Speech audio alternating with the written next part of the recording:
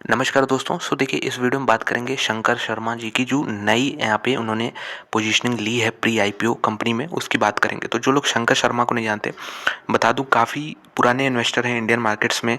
उनकी अगर कमेंट्री सुनेंगे तो काफ़ी, कम से कम 20 साल से तो मैं देख रहा हूँ वो इंडियन मार्केट्स में कमेंट्री करते रहे हैं। तो बेसिकली काफ़ी पुराने इन्वेस्टर हैं, काफ़ी जाने माने इन्वेस्टर हैं। तो उन्होंने देखिए एक ऐसी कंपनी चुनी है आईपीओ में इन्वेस्ट करने के लिए, जिसका आईपीओ भी लिस्ट हो चुका है, और कभी अगर जिसको भी मिला हो ये, उसको अभी ये बम्पर प्रॉफिट दे रहा है। तो कंपनी का नाम आपको बता दूं, कंपनी का नाम है द्रोणाचार्य एरियल इनोवेशन। एक एसएमई कंपनी, एसएमई जो लोग नहीं जानते उनको बता दूं कि यहाँ पे जो छोटी कंपनियां होती हैं, बहुत छोटी कंपनियां होती हैं, उनको उनके लिस्टिंग के लिए यहाँ पे अलग एक प्लेटफॉर्म बनाया गया। तो इनको अलग क्यों बनाया गया? क्योंकि छोटी कंपनियां होती है तो रिस्क काफ़ी ज़्यादा रहता है। तो यहाँ पे सेबी मानती है कि जो आप रिटेल इन्वेस्टर हैं, इनको इतना रिस्क नहीं लेना चाहिए, और जिसको रिस्क लेना है वो यहाँ पे लॉट में अप्लाई करता है। तो काफ़ी बड़ा अमाउंट यहाँ पे इन्वेस्ट करना पड़ता है। तो वही लोग इन्वेस्ट कर सकते हैं जिसके पास काफ़ी बड़े बड़े अमाउंट्स हैं, जैसे शंकर शर्मा जी ने यहाँ पे इन्वेस्ट किया है। तो कंपनी देखिए, आईपीओ जो लिस्ट हुआ यहाँ पे 23 दिसंबर को 102 पे ओपनिंग हुई, 107 का हाई प्राइस मारा और 97 का लो था। 27 लाख जो है शेयर ट्रेड हुए थे। तो जिसको खरीदना था उसी दिन यहाँ पे ये मिल जाता, क्योंकि उसके बाद लगातार ये चौथा दिन है जब यहाँ पे सर्किट लग रहा है। कितने का सर्किट लग रहा है यहाँ पे देख सकते हैं, 5-5% का सर्किट लग रहा है। तो देखिए, कंपनी नाम से पता चल रहा है एरियल, मतलब यहाँ पे ड्रोन, एक तो ड्रोनाचार्य नाम भी है, साथ में ड्रोन की कैटेगरी में आप इसको क्लासीफाई कर सकते हैं, जो एरियल ड्रोन्स उड़ते हैं। तो चलिए देखते हैं कंपनी क्या करती है। ये एक इकोसिस्टम है जो ड्रोन सोल्यूशन के लिए रिक्वायर्ड है, जैसे मल्टी सेंसर यहाँ पे ड्रोन सर्वेज होते हैं, data processing of drone data, और यहाँ पे using robust high configuration work station, drone pilot training होती है, और स्पेशलाइज्ड जियो यहाँ पे स्टेशनरी करके ट्रेनिंग करके है। तो बेसिकली आप कह सकते हैं एक उभरता हुआ ये टेक्नोलॉजी है, जो कि काफ़ी प्रचलन में बढ़ेगा आगे चल के। अभी तो कह नहीं सकते। तो कंपनी ट्रेनिंग भी कराती है यहाँ पे, और डीजीसीए यानी आप कह सकते हैं ड्रोन पायलट, ड्रोन बिल्डिंग, ये डीजीसीए सर्टिफाइड है। तो basically director general of civil aviation द्वारा इनको सर्टिफिकेशन मिल चुका है। और यहाँ पे सर्विसेज में देख सकते हैं कंसल्टेंसी देती हैं, गवर्नमेंट को देती है, प्राइवेट ऑर्गेनाइजेशन को भी देती है, सर्विलेंस करती है, लैंड को सर्वे करती है, और अंडर वाटर यहाँ पे सर्विसेज भी देती है। तो काफ़ी यहाँ पे डाइवर्सिफाइड है। लेकिन हाँ, ब्रॉडली हम कह सकते हैं जो एरियल आप सर्विसेज हैं या फिर कंसल्टेंसी है ड्रोन से रिलेटेड, उसी में ये कंपनी जो है काम करती है। अब ज़्यादा पुरानी कंपनी नहीं है ये, 2017 की कंपनी है। तो देखिए, मार्केट कैप इसका 312 करोड़ का हो चुका है ऑलरेडी।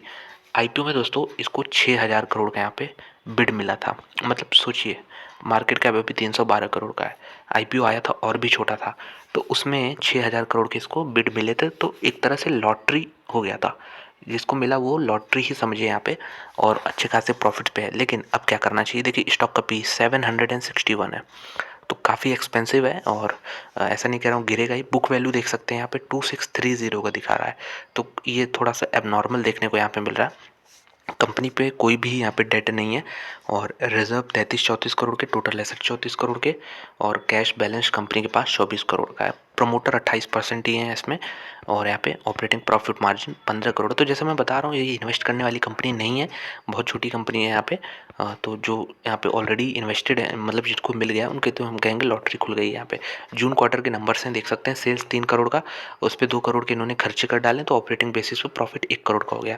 तो यहाँ पे 33% मार्जिन बना। हमारे पास सैंपल काफ़ी कम है, तो इसको चलिए देखते हैं यहाँ पे ईयरली वाइज। 2020 में कंपनी कोई भी रेवेन्यू नहीं जनरेट कर रही थी, 21 में 1 लाख रुपए का रेवेन्यू हुआ। 1 लाख, सोचिए कितनी छोटी कंपनी है।